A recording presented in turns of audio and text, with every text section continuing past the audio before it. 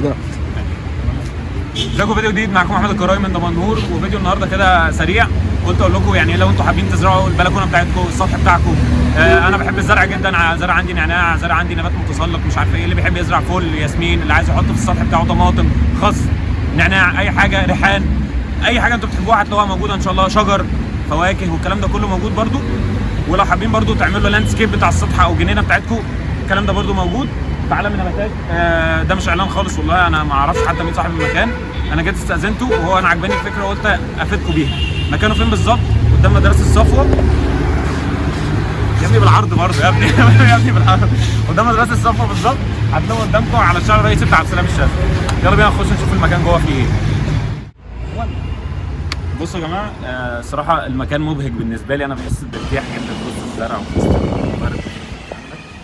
من اكتر الحاجات المشهوره يعني في المكان اللي هو الحبق. الحبق ممكن تستخدموه، حبق اهو مزروع، ممكن تاخدوه يبقى حلو جدا تمام. او يبقى في مثلا النعناع البلدي اللي هو النعناع بتاعنا المصري ده، النعناع المصري، ودي اسعاره بتبدا تقريبا من 15 ل 25 حاجه كده يعني، على حسب حجم الزرع.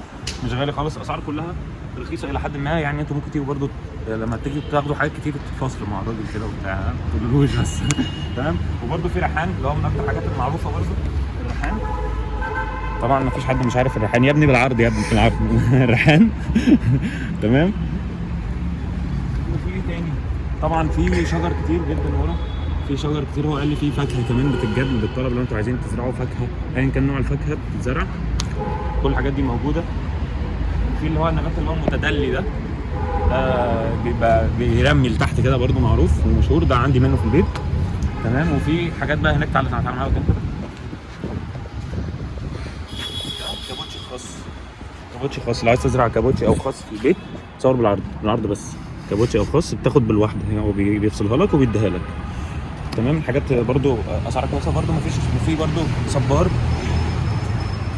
اسمها ايه؟ عمة الايه؟ عمة القاضي. عمة القاضي، صبار عمة القاضي. في دي خدود، مش عارف خدود الحلوه، خدود الجميل، خدود حاجه بتعاكس يعني، مش عارف ايه، حلو قوي تمام. وفي برده ايه، تعالى كده قدام، في ده كان قال لنا عليه ده الكرومب. ده كرومب ده كابوتشي يا عم، ده كرومب، لا كرومب والله، ده كرومب. ده شتوي، بيبقى بيتزرع في الشتاء برده، وبيبقى مظهر كده الوان كويسه. طبعا في انواع صبار كتير وفي اشكال. ده برده ده مش فاكر ده ايه والله، ده كان صبار ولا ده كان ايه، مش عارف. كله بسله باين. في هنا بص على صور هنا، حاجات كلها حلوه واسعارها كويسه جدا. حاسب في ورد كتير برده تمام. باختصار شديد وريني كده،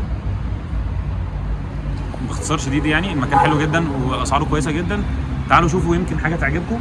في حاجات كويسه جدا ممكن تستفيدوا منها، زي الحبق، زي النعناع، زي ممكن في حاجات برده عطريه زي الفل وزي الياسمين، والكلام ده كله موجود.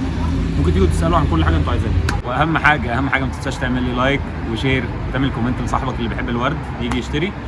سلام.